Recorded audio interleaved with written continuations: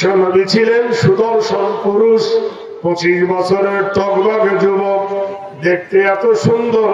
মাথার চুলগুলো সোনালী রঙে ছিল লাল, মুখটা ছিল ডালিমের দানার মতো, ভরিটা ছিল আল্লাহর নবীর জোড়া ভরি, নবীর দাঁত ছিল মতির মতো চকচকে। আল্লাহর নবী তাজদারে মদিনা সাল্লাল্লাহু আলাইহি ওয়াসাল্লাম এইরকম বিশ্ব সুন্দর সুপুরুষ।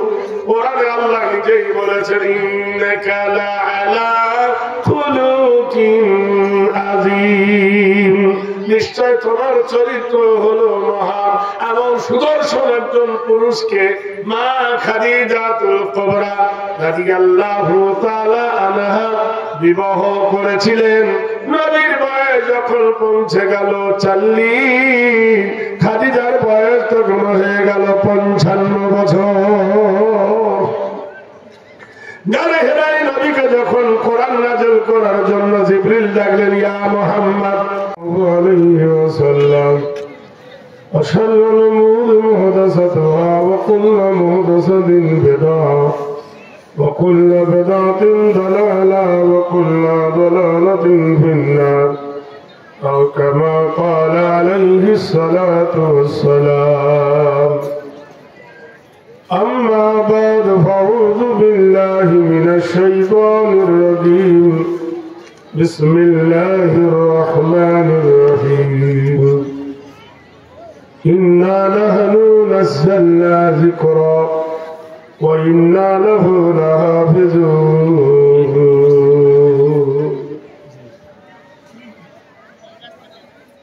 দুদিনের জিন্দেগি না ছেড়ো বন্দেগি, দুদিনের জিন্দেগি না ছেড়ো বন্দেগি, সময়ে ছেলে কাছে বিবি ছেলে গণ অট্টালিকা ধন, যাবে না কবর মাঝে। হুকুম হইলে ইজরাইল আসি, সিনা পরে হাত নারী, বড় নিদারুণ হইয়া সেদিন, প্রাণ পাখি লবে কারি। না শুনিবে বাধা কাহারো সে হায়, এমনি কঠিন সে প্রাণ, হাত রাখি বুকে প্রাণ লবে কারি, পড়িবে মরণের ডাক।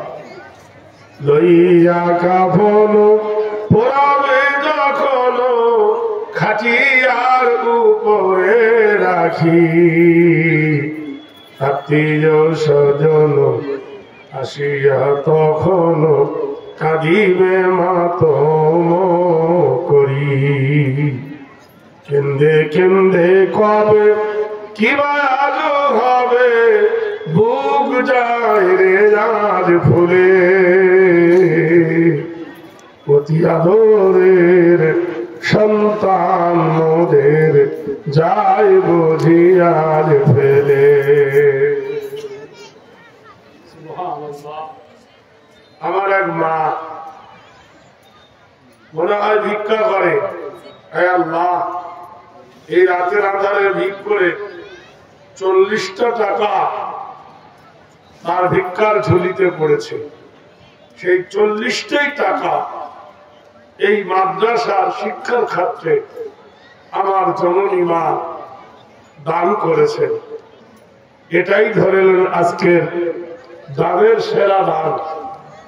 আল্লাহ আমার এই মায়ের আশাকে পূর্ণ করে দিন, আল্লাহ তার বাকি মালে বরকত দিন, হায়াতে তৈয়বা দান করুন। আর আরেকজন ভাই 200 টাকা দিয়েছেন, আল্লাহ তার এই দানের তুমি বদলা দিও। জাযাকুমুল্লাহু খায়রান কাসীরান কাসীরা, জাযাকাল্লাহ, বারাকাল্লাহ, হায়াকাল্লাহ। শ্রদ্ধেয় মহতারাম সুনামধন্য খ্যাতি সম্পন্ন এই বংশা যোগ্যতম সভাপতি, সহসভাপতি, মাদ্রাসার হেড শিক্ষক, সম্মুখ আবেগ ভরা শ্রোতামণ্ডলী, অদূরের পর্দানাসী মা ও বোনেরা, স্নেহের ছোট ছোট ভাইরা, প্রত্যেককে মোবারকবাদ দিয়ে শুভেচ্ছা ভরা প্রেম ভরা সালাম জানিয়েছি। আরেকজন ভাই আমার ছোট বাচ্চার হাতে 200 টাকা দিয়েছেন। আল্লাহ তুমি এই দান কবুল করে নাও। আল্লাহ তোমার কোরআনে আল্লাহ তুমি বলেছো ইন তানসুরুল্লাহ ইয়ানসুরকুম, যারা আল্লাহ তোমাকে সাহায্য করবে, মানে ইসলামকে, কোরআনকে, মাদ্রাসাকে, মসজিদকে আল্লাহ তুমি তাকে সাহায্য করবে, এটা ওয়াদা করেছো। আয় আল্লাহ তাদের এই মনস্কামনা তুমি পূর্ণ করে দাও। ভাইরা আমার, বন্ধুরা আমার, সারা পৃথিবীর মাটিতে যত কিতাব আছে প্রশ্ন করো, সে কিতাব উত্তর দিতে পারবে না, কিন্তু একটা কিতাব কথা বলতে পারে, সেই কিতাবটার নাম হলো কোরআন। সারা জগতে যত ধর্ম অবলম্বী আছে, মুসলিম কোনদিন চাইনি ইহুদি ধ্বংস হোক, খ্রিস্টান ধ্বংস হোক, হিন্দু ধ্বংস হোক, ব্রাহ্মণ ধ্বংস হোক, এটা মুসলমান কোনদিন চায় না। কিন্তু সারা পৃথিবীর সব জাতি এক হয়ে তারা চাইছে মুসলিম ধ্বংস হোক, ইসলাম ধ্বংস হোক, কোরআন শরীফ ধ্বংস হোক, কোরআন বরবাদ হোক। কত রকমের গলযোগ, একবার ভালো হয় ভারত ছাড়ো, আরেকবার বলে নয় কোরআন ছাড়ো। আবার কোরআনকে কত রকমের বদনাম এই ভারতবর্ষের মাটিতে টানলো। তসলিমা নাসরিনকে দিয়ে কোরআনের বিরুদ্ধে বলালো, সালমান রুশদিকে দিয়ে কোরআনের বিরুদ্ধে বলালো। আচ্ছা সত্যি করে বলুন, এত বলার পরেও কোরআন পড়নেওয়ালা কমেছে না বেড়েছে? এক বছরে বলুন, কোরআনের হাফেজ কমেছে না বেড়েছে? আলেম ওলামা বেড়েছে না কমেছে? ওরা মসজিদ ভেঙেছে। আচ্ছা মসজিদ ভেঙেছে, তার জন্য মসজিদ কমেছে না বেড়েছে? ইসলামের বিপদ হবে যত ঘনীভূত, ইসলাম হবে তত তারান্বিত। হার কারবালা কি বাদ ইসলাম জিন্দা হতা হ্যায়। পৃথিবীর মানুষ শুনেন, এবছর যত জায়গায় হিন্দুদের পুজো হয়েছে, হাজার হাজার টাকা পুজোর মণ্ডপে দান করেছে, কিন্তু বলতে পারবে ভারতবর্ষের কোন নিজামিয়া মাদ্রাসা যেখানে হাদিস এবং কোরআন শেখানো হয়, সরকার সেখানে 2 টাকা দিয়েছে? দিয়েছে ভাই? জোরে বলুন। তাই বলে কি সব আমাদের মাদ্রাসাগুলো, ইদারাগুলো নষ্ট হয়েছে না বেড়েছে? সুবহানাল্লাহ বলুন। কিয়ামত পর্যন্ত হकीकत कभी रुक सकता नहीं, बना ऊँटों को कलामों से खुशबू नहीं आ सकता है काजू कागोसों को फूलों से। हकीकत কোনদিন নষ্ট করতে পারবে না, ফোক দিয়ে আগুন কোরআনের নিভাতে পারবে না। আর কাগজের ফুলে কখনো খুশবু আসবে না। আর ভ্রমর কোনদিন কিতে বলবে, ভ্রমর বসবে? ধরে বলুন, মধুমাছি মধু নিতে আসবে? মধু নাই তো নিতে আসবে কি করে? কোরআন হলো বিশ্ব জগতের মধু। জিজ্ঞেস করো কোরআন তোমার বাড়ি কোথায়? কোরআন বলে দেন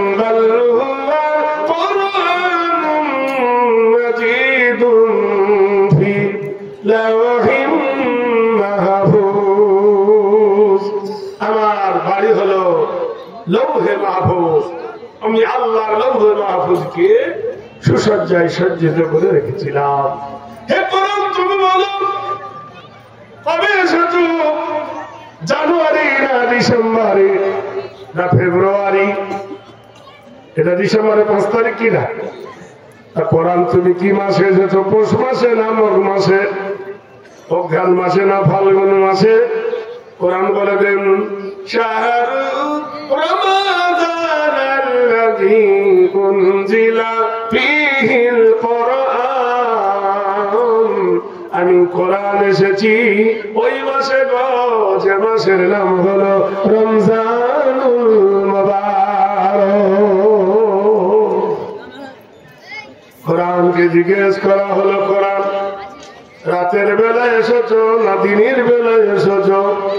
কোরআন বলে দেন ইন্না আনজালনাহু ফি লাইলাতিল কদরি। আমি কোরআন এসেছি ওই রাতে, সেটা হলো কদর রাত্রি। ওয়া মা আদরাকা মা লাইলাতুল কদর। লাইলাতুল কদর কাকে বলে জানো? আবার কোরআন বলছে লাইলাতুল কদরি খায়রুম মিন আলফি শাহর। যে লাইলাতুল কদর রাত্রিটা 1000 মাস অপেক্ষায় উত্তম। ও কোরআন তুমি বলো, একাই এসেছো না কারোর সাথে এসেছো?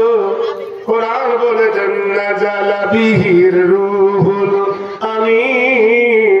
আমি এসেছি হযরত জিবরাইলের সঙ্গে। হে কোরআন তুমি বলো, কার উপর অবতীর্ণ হয়েছ? ভাইরা আমার, বন্ধুরা, আপনারা জানেন মক্কা শহরে কাবা শরীফ থেকে 5 মাইল দূরে একটা পাহাড় আছে। সেই পাহাড়টার নাম হলো গারে হেরা, আর অপর নাম হলো জাবালে নূর। সেই পাহাড়ের যে হাতে নবী ধ্যানে মগ্ন ছিলেন আল্লাহর হাবিব দয়ার নবীর বয়স তখন 40 বছর। গারে হেরায় এসে নবীকে ইয়া মুহাম্মদ বলে ডাক দিলেন জিবরিল। বিশ্ব নবী জানতো না কে তারে ডাকে, বিশ্ব নবী বুঝতে পারে নাই কে তার নাম ধরে ডাকে। রাতটা ছিল গভীর রাত। জিবরিল দেখেছে নবী বুঝতে পারে নাই কে তার নাম ধরে ডাকে। পাহাড়টার উচ্চতা কত? জমিন থেকে 2500 ফুট হলো উঁচু। আল্লাহর নবীর প্রিয়তম বিবি মা খাদিজাতুল কুবরা রাদিয়াল্লাহু তাআলা আনহা। মক্কায় 2 জন ধনী ছিল, একটা বেটা ছেলে, তার নাম হলো ওলীদ বিন মুগীরা, সে হলো কাফের। আর আরেকজন ছিল মেয়ে ছেলে, তার নাম হলো খাদিজাতুল কুবরা, যিনি যার বাড়িতে চাকরি করতে নবী গিয়েছিলেন। চাকরি করতে গেলেন নবী মা খাদিজার বাসা। নবীর প্রেমে মজলেন খাদিজা পরকালের আশা। খাদিজাতুল কুবরা ছিলেন প্রিয় নবীর প্রিয় সঙ্গিনী।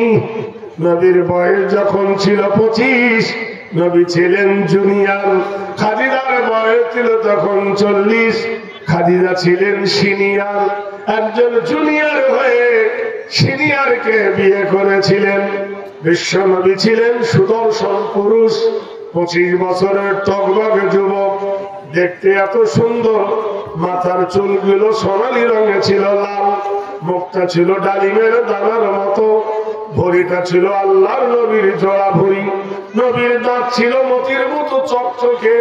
আল্লাহর নবী তাজদারে মদিনা সাল্লাল্লাহু আলাইহি ওয়াসাল্লাম। এইরকম বিশ্ব সুন্দর সুপুরুষ কোরআনে আল্লাহ নিজেই বলেছেন ইন্নাকা লাআলা খুলুকিন আযীম। নিশ্চয় তোমার চরিত্র হলো মহান। এমন সুদর্শন একজন পুরুষকে মা খাদিজাতুল কুবরা রাদিয়াল্লাহু তাআলা আনহা বিবাহ করেছিলেন। নবীর বয়স যখন পৌঁছে গেল 40, খাদিজার বয়স তখন হয়ে গেল 55 বছর। গারে হেরায় নবীকে যখন কোরআন নাযিল করার জন্য জিবরিল ডাকলেন ইয়া মুহাম্মদ সাল্লাল্লাহু আলাইহি ওয়াসাল্লাম, আল্লাহর নবী মনে রেখে দেন গারে হেরায় থেকে প্রিয়তম বিবি খাদিজাতুল কুবরার কাছে এলেন। রাতের অন্ধকারে খাদিজার কাছে গোপন কথাগুলো বললেন। ওগো আমার খাদিজা, শুনে নাও, ওই পাহাড়ের গুহায় আমি একাকী আরাধনা করি আমার মাবুদের, আমার মাওলার। একমাত্র তুমি আর আমি ছাড়া কেউ জানে না। ও খাদিজা, আজকের কে যেন আমায় নাম ধরে রাখে। স্বামীর এই কথা শুনে 55 বছরের নারী মা খাদিজাতুল কুবরা রাদিয়াল্লাহু তাআলা আনহা নবীর মাথাটা কোলের উপর করে নিলেন। সুবহানাল্লাহ বলুন। তার মাথা নিলেন নিজের কোলে, স্বামীর মাথা। আমাদের বিবিদেরকে তো আমরা খুব ভালোবাসি, যে বিবির জন্য মাকে ভাত দিই না, বাপকে দিই না, ভাইকে দিই না, বোনকে দিই না, গোষ্ঠী শুদ্ধ কাউকে দিই না। যদি চাকরি পাই ডাউনে চলে যাই, টাউনে। যতজন চাকরি পেয়েছে সে চাচলে চলে গেছে, চাকরি পেয়ে বিবির কথা শুনে মালদা হয়ে চলে গেছে, বাড়ি পড়ে থাক। মা বাপ কি খাবে জানে না, এক হাঁটু করে কাদা মারিয়ে যে রাস্তায় সে মানুষ হয়েছিল, সে 3 দিন পরে আকাশে উঠে গেছে, বউ পেয়ে গেছে, আই লাভ ইউ। এই বউর কথা শুনে আর পল্লীর কথা মনে নাই, ভিলেজ আই লাভ ইউ ভুলে গেছে। সত্যি করে বলো, টাউনে গিয়ে কি তারা কি শান্তি পেয়েছে? মন থেকে জানোয়ার তুলে আনা যায়, জানোয়ারের মন থেকে বন তোলা যায় না। জেনে রেখে দিও, যে বিবির জন্য সব ছাড়াছ, সেই বিবিকে তোমাকে কত ভালোবাসে একটু পরীক্ষা করে দিও। দুর্রে আবলাক কাশে কম दीदा मौजूद मगर इसके बुताने सुरमा आलो। পারস্যের বাদশাহ, ভারতের বাদশাহ সম্রাট ঔরঙ্গজেব আলমগীরকে একটা প্রশ্ন করেছিলেন, তার চিঠির মাধ্যমে লিখেছিলেন, দুর্রে আবলা কাশে কম দীদা মৌজুদ মगर इसके बुताने सुरमा आलो। এই চিঠিটা যখন রাজ দরবারে এলো, এত বড় বিশাল সাম্রাজ্য ভারত, পাকিস্তান, বাংলাদেশ, শ্রীলঙ্কা, ভারত, গোটায় বিশাল সাম্রাজ্যের সুলতান ছিলেন বাদশাহ ঔরঙ্গজেব রাহমাতুল্লাহ আলাইহি। ভাইরা আমার, তখন টেলিফোন ছিল না, ওয়্যারলেস ছিল না, টিভি ছিল না, মোবাইল ছিল না, 4 চাকা ছিল না, হেলিকপ্টার ছিল না, প্লেন ছিল না। ঘোড়ার পিঠে সওয়ার হয়ে এত বড় বিশাল সাম্রাজ্যকে 1 বছর নয়, 2 বছর নয়, 52টি বছর যিনি দাপটে রাজত্ব করেছিলেন, তিনি সম্রাট ঔরঙ্গজেব রাহমাতুল্লাহ আলাইহি। জোরে বলুন নারায়ে তাকবীর। সেই 52 বছরের মধ্যে আজও পর্যন্ত কেউ প্রমাণ করতে পারেননি যে তিনি একটা মন্দির ভেঙেছে। জোরে বলুন নারায়ে তাকবীর। আর আজকেকার রাজা আজ আছে কাল নাই, আজ আছে কাল নাই। আজকে গদি বসে আছো, হেলিকপ্টার জুটছে, আজ রাতে কাল ফেল করবে, মোটরসাইকেল জুটবে না। এই জন্য মেলটেরে তাই বলে না, যতদিন আছো বেঁচে সম্মান তোমাকে দিচ্ছি, যেদিন তুমি হেরে যাবে লাথি মেরে পুঁতে দেবে। আর আমার সম্রাট ঔরঙ্গজেব চিঠিটা পেলেন, সেই চিঠিটা নিয়ে ওনার মন খারাপ। ওনার মেয়ে একটা ছিলেন জীবন্নেসা। জীবন্নেসা বলা হয় মেয়ে ছেলে। কত টেকনো ব্রেনিয়ার আমার মা খালারা, কত বুদ্ধিমতী আমার মা খালারা। শুনেন, বিশ্বনবী গারে হেরা থেকে এসে খাদিজার কাছে পরামর্শ নিয়েছিলেন, হে আমার খাদিজা, পাহাড়ের গুহায় যেন আমাকে কে যেন ডাকে। খাদিজা নবীর মাথাটা কোলের উপর করে নিয়ে নিজের ডান হাতটা নবীর মাথার চুলের উপর দিয়ে ঘষে আনন্দ করে সংবাদ দিয়েছিলেন, হে মুহাম্মদ সাল্লাল্লাহু আলাইহি সাল্লাম, হে আল্লাহর হাবিব, তুমি পৃথিবীর 1 নম্বর ভালো মানুষ। আজ আমি 15টি বছর তোমার সঙ্গে ঘর করছি, সংসার করছি। এই 15টি বছরের মধ্যে চিনেছি তুমি জীবনে কাউকে চড়া কথা বলনি, কোনদিন ভুল পদক্ষেপ নাওনি, একটা মিথ্যা কথা বলনি, একটা বিড়ি খাওনি, খৈনি খাওনি, কোন মানুষের সঙ্গে প্রতারণা করনি, কোন মানুষের হক নষ্ট করনি, কোনদিন সুদ খাওনি, কোনদিন মদ খাওনি, কোনদিন জেনা করনি, কোনদিন কাউকে আই লাভ ইউ বলনি, কারোর সঙ্গে হটকারিটা করনি, কারোর সঙ্গে তর্ক তুমি জোড়াওনি। আই মুহাম্মদ সাল্লাল্লাহু আলাইহি সাল্লাম, পৃথিবীর জগতে তুমি একজন ভালো মানুষ, খায়রুল কুরুনি কারনি, শ্রেষ্ঠ যুগ আপনার যুগ। আয় মুহাম্মদ সাল্লাল্লাহু আলাইহি সাল্লাম, আমার কোলে মাথা দিয়ে লেট যাও, আমার কোলে মাথা দিয়ে তুমি ঘুমিয়ে যাও, আমার কোলে মাথা দিয়ে তুমি শান্তির বিছানায় ঘুমিয়ে যাও। জোরে বলুন নারে তাকবীর। আমাদের বিবিরা 1000 টাকা করে লক্ষ্মী ভান্ডারে পায়, সত্যি না মিথ্যা? জোরে বলুন। কোন বিবি আজ পর্যন্ত বলেছে ও গাফফারের বাপ, আমার জন্য খেটে খেটে তুমি বুড়ো হয়ে গেলে, আমি সরকারি 1000 টাকা পেয়েছি, তুমি 100 টাকায় 1 কেজি আপেল কিনে খাও, দিয়েছে? এই দিয়েছে? সত্যি করে বলুন। আমাকে দেয়নি তো আপনাদের তো সে কিনে দেয়নি। কি ভাই ঝুটবাদ বলছি? কহি ভি আনা কহি ভি জানা। ভাই প্রেমের ধরন দেখে নাও। আর আমরা বলি আই লাভ ইউ, তুমি আই লাভ ইউ বলেছো, কিন্তু সেটা অ্যাকসেপ্ট করলে তবে তো। বাদশাহ আওরঙ্গজেব রাহমাতুল্লাহ আলাইহি, আচ্ছা এত বড় ভারতবর্ষের বাদশাহ যিনি, তার কিছু অভাব আছে? ঔরঙ্গজেবের বেটা আব্দুল্লাহ হাফেজ হয়েছে। হাফেজের মাথায় পাগড়ি দেয় কি দেয় না ভাই? দস্তরবন্দি হয়। তা কাকে পাগড়ি দেওয়ার জন্য ডেকেছে? আমাদের জন্য ফুল পাগলা ডাকে নাই। তার পিতা সম্রাট শাহজাহান ভারতবর্ষের সম্রাটকে ডেকে বলছেন, আব্বা আজকে দিল্লির জামা মসজিদে, তোমার তৈরি করা মসজিদে 8 বিঘে জায়গার উপরে 22 ফুট উঁচু দিল্লির জামে মসজিদ, 3 গম্বুজে করা এই মসজিদের চাতালে অনুষ্ঠান হবে। আমার ছেলের মাথায় আপনি পাগড়ি দেবেন। যেই পাগড়িটা শাহজাহানের হাতে দিয়েছে দিল্লির মুঘল সম্রাট শাহজাহান হাউ করে কাঁদতে লাগলো। 2 চোখ দিয়ে নাকের পাশ দিয়ে গোপের কাঁচা পাকা গোপের ভিতর দিয়ে দাড়ি দিয়ে পানি কষ্ট নিচে ঝরে গেল। বাপের কান্না দেখে সম্রাট ঔরঙ্গজেব পাগড়ি আর দেওয়া হলো না, অনুষ্ঠান ভেঙে গেল। তিনি পরের বছরে আবার অনুষ্ঠান হলো, 2টো পাগড়ি কিনে আনা হলো। সম্রাট শাহজাহান বাপকে ডেকে বলছে, হে আমার আব্বা, হে আমার পিতা, এই লেন 2টো পাগড়ি এনেছি। সম্রাট বাদশাহ হাসতে লাগলেন দাঁত বার করে। সবাই মন্ত্রী সবাই বললেন, জাহাপনা গত বছর এই পাগড়িটা দেখে তুমি কেঁদেছিলেন, গত বছর এই পাগড়িটা দেখে তুমি চোখের পানি ঝরিয়েছিলেন, আজকের 2টো পাগড়ি দেখে তুমি হাসো কেন?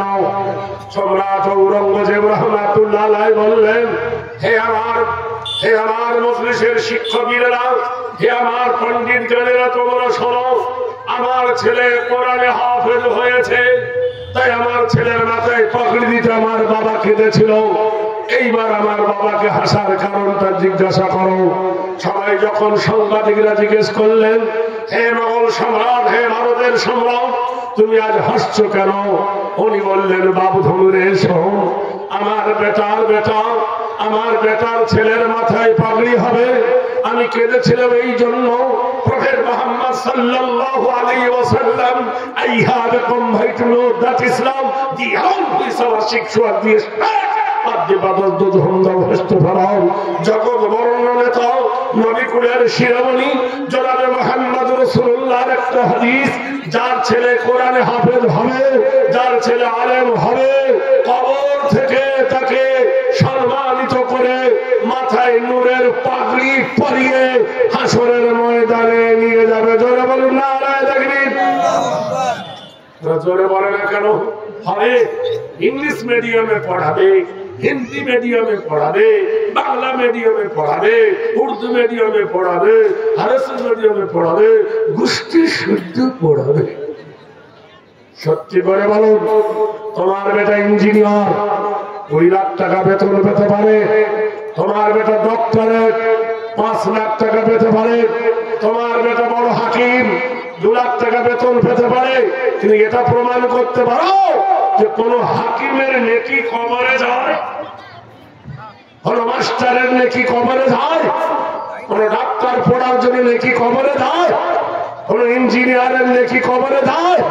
কিন্তু প্রিয় নবী মুহাম্মদ রাসূলুল্লাহ সাল্লাল্লাহু আলাইহি সাল্লাম বললেন, আও ইলমান ইনতাফাউ বিহি, যদি কেউ আলেম বানায়, যদি কেউ আলেম শিখিয়ে দেয়, শিক্ষা একটাই, যদি পৃথিবীতে ইলমুদ্দিন শিক্ষা দিয়ে দেয়, সেই ছেলের সঙ্গে যারা সঙ্গ দেবে, তাকে সহযোগিতা করবে, সেই প্রতিষ্ঠানকে যারা উন্নত করবে, তার নেকি কবরে যেতে থাকবে। তাই আমি দিল্লির সম্রাট কাঁদতেছি, হায় আল্লাহ, আমার বেটা নূরের পাগড়ি পরবে হাসরের ময়দানে, আর আমি এত বড় সম্রাট হয়ে আমি অযোগ্য, আমার কপালে নূরের পাগড়ি পরা হবে না। তাই আমি কেঁদেছিলাম। তাই আমার মনের দুঃখ দূর করার জন্য মসজিদের চাতালে বসে আমার সম্রাট ঔরঙ্গজেব আলমগীর মহিউদ্দিন হাফেজে কোরআন হয়েছে। বলুন সুবহানাল্লাহ, জোরে বলুন। আমার বেটা ঔরঙ্গজেব কোরআন মুখস্থ করে হাফেজ হয়েছে, এজন্য আমার আনন্দ জাগলো। কাল কিয়ামতের দিন কবর থেকে আমাকে নূরের পাগড়ি পরিধান করে হাসরের ময়দানে নিয়ে যাওয়া হবে। আমি এই আনন্দে হাসতে হাসতে আমার ছেলের মাথায় আমি পাগড়ি পরাবো। শুভ আকাঙ্ক্ষিত নাম কল্যাণঘেরি সর্বতমে নম, উচ্চারাধনা কল্যাণে নম, হেরি পূজ্যতি ভয়।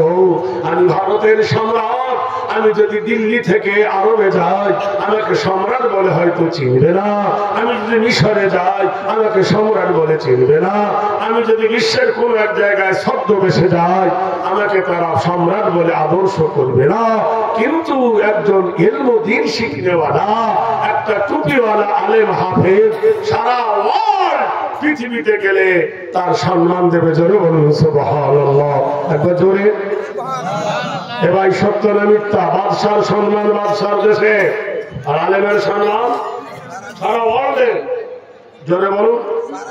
তাই বাদশা জিজ্ঞেস করছেন, মা জীবন নেশা কি বলতে চাও? বলে, আব্বা তোমার মন খারাপ কেন? বলে, এই চিঠিটাই লিখেছেন পারস্যের বাদশাহ, আমাকে চিঠি দিয়ে ঘায়েল করেছে, উত্তর না দিতে পারলে আমার ভারতের সম্মান কমে যাবে, আমার ভারতের ইজ্জত কমে যাবে। আমাদের সরকার তো তা চায় না, আমাদের সরকার শুধু চায় সংখ্যালঘুকে শেষ করে দাও। নিজের কোনো ব্যালেন্স নাই, পরের যুক্তিতে পরের বুদ্ধিতে চলে। চলবে কি করে? পৃথিবী স্বামীর সব থেকে শান্তিদায়ক হলো বিবি। জোরে বলুন। ভারতের বাদশার বউ আছে, বাংলাদেশের নেতৃত্বের স্বামী আছে, পশ্চিমবাংলার মুখ্যমন্ত্রী আছে, এরও নেই, আছে নাকি? যেখানে আল্লাহ বলেছেন আমি তোমাদেরকে জোড়া জোড়া করে বানিয়েছি, হুন্না লিবাসুল লাকুম ওয়া আনতুম লিবাসুল লাহুন্না। নারী হলো পুরুষের পোশাক, পুরুষ হলো নারীর পোশাক। হযরতে আদমকে আল্লাহ বলেন, ওয়া কুল্লা ইয়া আদামু উসকুন আনতা ওয়া যাওজুকাল জান্নাতা ওয়া কুলা মিনহা রাগাদান হাইসু শিতুমা আলা তাকরাবা হাযিহি শাজারা। মাটির আদমকে বলে সব নিয়ামত আল্লাহ দিলেন, জান্নাতে কোনো নিয়ামতের কমি ছিল না, বেহেশতে কোনো নিয়ামতের অসুবিধা ছিল না, সব নিয়ামত আল্লাহ দিয়েছিলেন। একটা নিয়ামত আল্লাহ দেয় নাই, তার নাম হলো নারী। নারী ছাড়া পুরুষের বড় নিয়ামত নাই, পুরুষ ছাড়া নারীরও বড় নিয়ামত নাই। পরীক্ষা করবেন। আসসালামু আলাইকুম চাচি আম্মা, কেমন আছেন? আর কেমন থাকবো রে, কেন চাচা মরে গেছে। বেটারা ভাত দেয় ঠেলা মারা ভাত, বড় বেটা দেয় একদিন, মেজো বেটা দেয় আরেকদিন। মনে হয় যেন ফকির এসেছি, যেমন এক মুঠো করে বাড়ি বাড়ি ফকির ভিক্ষা চায়, আমার বেটারা সাদা তোলা ভিক্ষা দেয়। ডাক্তার বাড়ি যাবো, বড় বেটা 2 টাকা, মেজো বেটা 2 টাকা, ছোট বেটা 1 টাকা খোটা দেয়। ছোট বেটাকে নষ্ট করেছি, সে দিতে পারে না, আমি করে দেবো ভিক্ষা করা। তাহলে বোঝা গেল বুড়ো মরাতে বুড়ির কত কষ্ট। চাচিকে জিজ্ঞেস করলাম, চাচি কেমন আছে?